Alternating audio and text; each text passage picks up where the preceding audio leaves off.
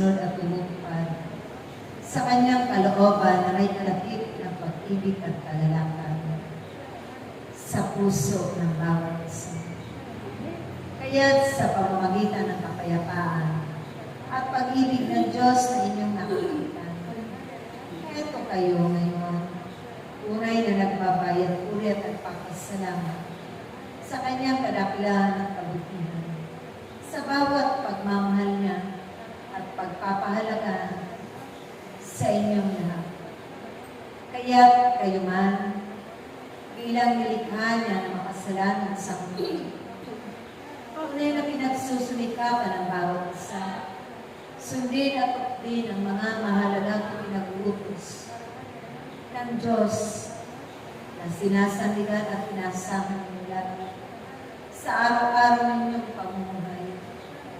Gaano man kayo nahihirapan sa mga pasanan na iyon, pasang-pasan na kanyang pinahihintulutan upang ito man na maging daan minsan sa pagdadalisay ng inyong mga buong katauhan.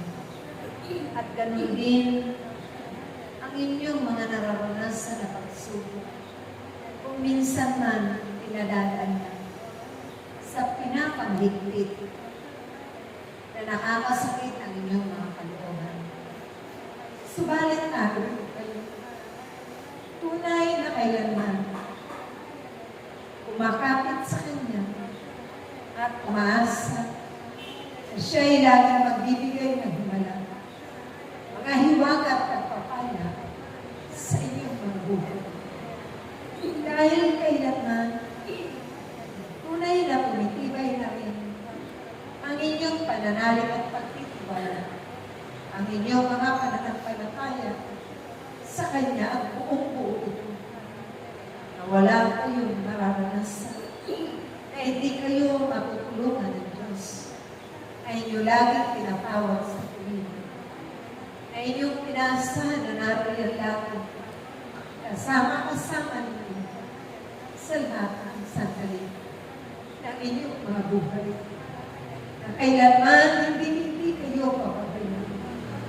Tunay naman, kakaloob siya ng mga biyaya at pagpapala, nangaganting pagpapala na hindi ninyo inaasahan na ito'y isa sa inyong mga buhay. Kaya aking mga anak naway, ipagpatuloy ninyo ito. Mga sinimulan ninyong mabubuting bagay, hindi lamang magpahagi nito at magpalaganap sa isang lupa, hindi laging ganapin ito sa inyong buhay ng buong kababaan at kalooban.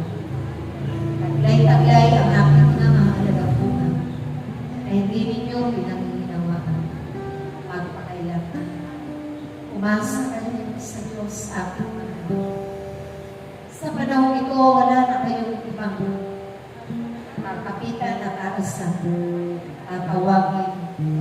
Nahihingian ng gabay at tulong. Nahihingian ng mga biyaya at grasya. Kundi ang Diyos lamang na makapangyarihan sa mga.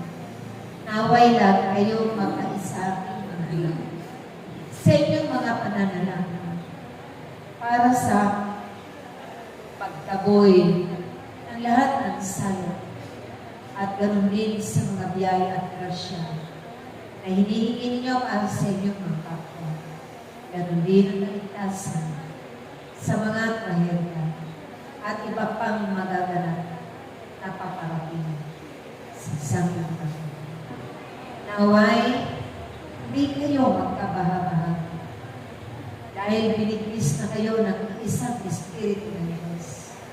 Taglay-taglay ninyo na siyang nangungunalan at nagpapaalala ng mga mabubuting bagay.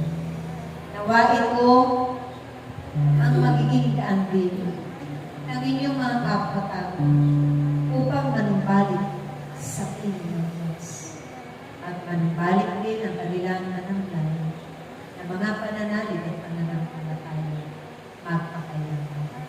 Sama-sama nawa kayo lagi ngalan ng Ama, ng Anak, at ng Espiritu Santo. Praise Praise you, Lord.